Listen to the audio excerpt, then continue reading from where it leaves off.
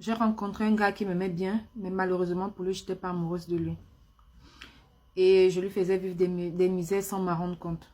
Le gars il prenait vraiment soin de moi. Chaque fin de semaine, il me donnait d'argent de poche. Il avait une petite moto qu'il utilisait pour faire ses courses. Et donc, chaque matin, avant de sortir, même d'aller au travail, il venait, il prenait mes petits frères qu'il amenait à l'école. Et mes parents, à chaque fois qu'il les voyait quelque part, il les ramenait à la maison. Bref, il était très serviable. Il aidait ma famille. Et de temps en temps, il venait prendre des nouvelles de mes parents. Et mes parents l'aimaient bien. Et ma mère me donnait des conseils tous les jours parce que le gars, à chaque fois qu'il venait, il pleurait, il parlait à ma mère, il demandait à ma mère de me donner des conseils. Et à chaque fois que ma mère me parlait, je n'écoutais pas. Elle me disait tous les jours que c'est un mec tellement gentil et qu'elle voudrait qu'il reste dans la famille. Qu'un mec comme ça, si je le perds, je vais très souffrir, je vais beaucoup souffrir. Je vais plus jamais, je risque de ne plus avoir la chance de rencontrer quelqu'un comme ça. Mais malheureusement pour lui, moi j'étais amoureuse de quelqu'un d'autre.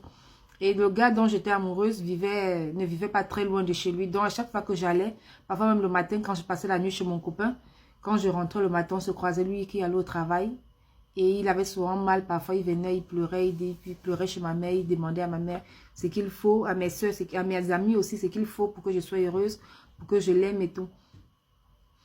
Récemment, j'ai appris que celui que j'aimais me trompait.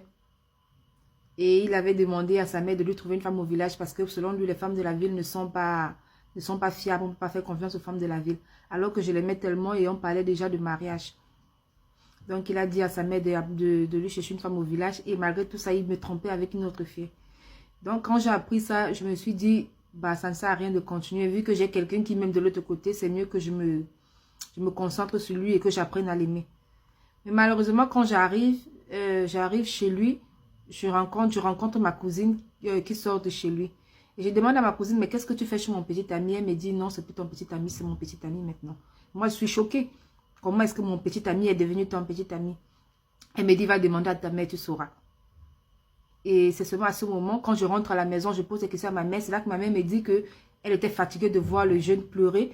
Et comme elle savait déjà que j'étais en train de perdre le gars parce qu'il se fatiguait, elle s'est dit que c'est mieux de lui chercher une bonne femme. Et pour ne pas perdre un homme comme ça, elle a préféré lui donner un membre de la famille. Là, au moins, sa gentillesse reste dans la famille. Donc, moi, déjà, j'ai mal parce que mon petit ami, celui que j'aimais, m'a trompé. Je me retrouve seule et quand moi, je pense à aller me concentrer sur notre relation, c'est là que je me rends compte qu'on a perdu. Et en plus, c'est ma mère qui a pris mon petit ami. C'est ma mère qui a branché ma cousine avec mon petit ami.